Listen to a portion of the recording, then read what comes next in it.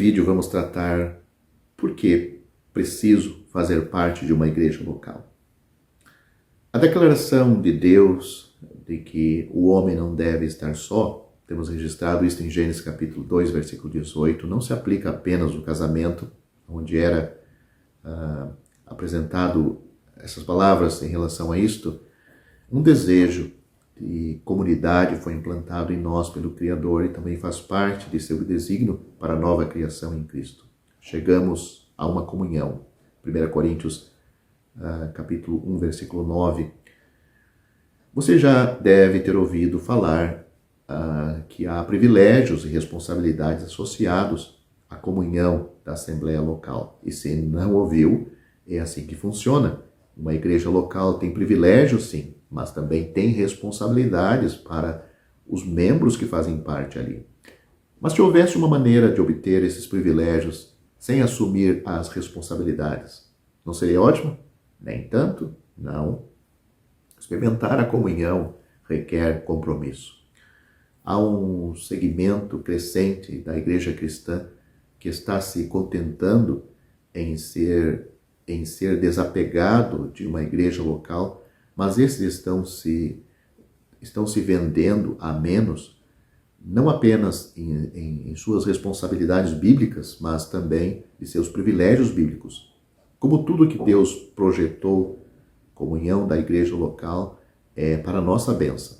Se não sou um participante ativo na comunhão de uma assembleia local de crentes, estou perdendo a bondade do discipulado cristão que Deus providenciou para mim como membro do corpo de Cristo. Todos os cristãos, em todos os lugares, fazem parte do corpo singular de Cristo. O que temos em 1 Coríntios capítulo 12, do versículo 12, os versículos 12 e 13. Isso, evidentemente, não significa que todos os cristãos em uma determinada localidade faz parte de uma igreja local.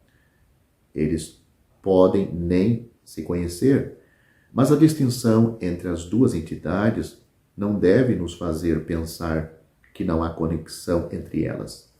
1 Coríntios capítulo 12 deixa isto bem claro. Em uma epístola focada no senhorio de Cristo, em uma assembleia local, Paulo aplica a verdade do único corpo de Cristo à vida da assembleia local e sua variedade de ministérios. Depois de ensinar sobre o corpo de Cristo, em 1 Coríntios capítulo 12, os versículos 12 e 13, e sobre a analogia do corpo humano, dos versículos 14 e 26 deste capítulo, ele diz: ora, vós sois corpo de Cristo e seus membros em particular. Versículo 27 de 1 Coríntios capítulo 12.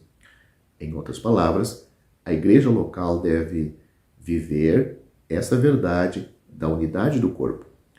Deus nos chamou para a comunhão de seu Filho Jesus Cristo, nosso Senhor, 1 Coríntios capítulo 1, versículo 9, para que possamos adorar e servir juntos em uma expressão corporativa desta comunhão. Deus nunca pretendeu que fizéssemos nossa peregrinação cristã sozinhos aqui na Terra. A igreja local é explicitamente projetada para ser uma experiência de comunidade cristã. Efésios e Colossenses são exposições da gloriosa verdade do corpo único de Cristo. Mas essas cartas foram originalmente escritas para igrejas locais, porque esse é o desígnio de Deus para onde o ensino dessas cartas deve ser expresso. A metáfora do corpo nos ensina porque devemos fazer parte de uma igreja local. As escrituras não prevê membros separados do corpo. Uma igreja local não é meramente algo que você frequenta, mas um povo com quem você se compromete. Se um casamento vai ser bom, uma experiência de verdadeira unidade, precisa haver amor, respeito, paciência e compromisso. Uma igreja local é como um casamento. E enquanto um casamento é dois tornando-se um, uma igreja local é muitos vivendo como um. Leia Efésios capítulo 1, versículo 27. É uma unidade forjada a partir de muitos.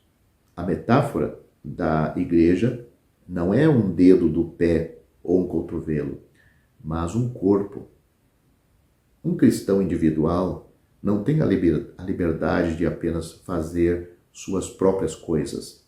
Leia 1 Coríntios capítulo 12, versículo 15, ou proclamar seu compromisso com Cristo, batizando-se e tomando a ceia do Senhor por sua própria conta, em seu quarto ou em sua casa.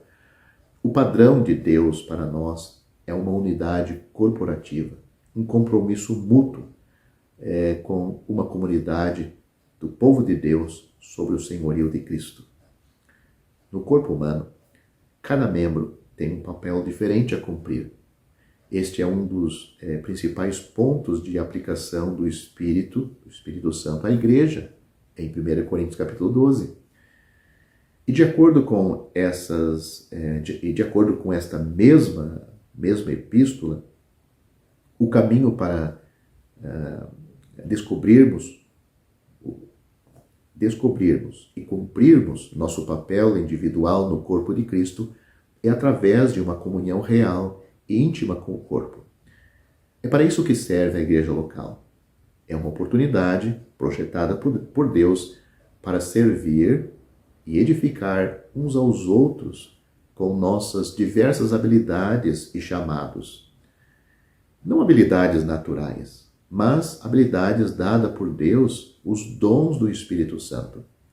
Um pé solto é de pouca ajuda tanto para o corpo quanto para si mesmo.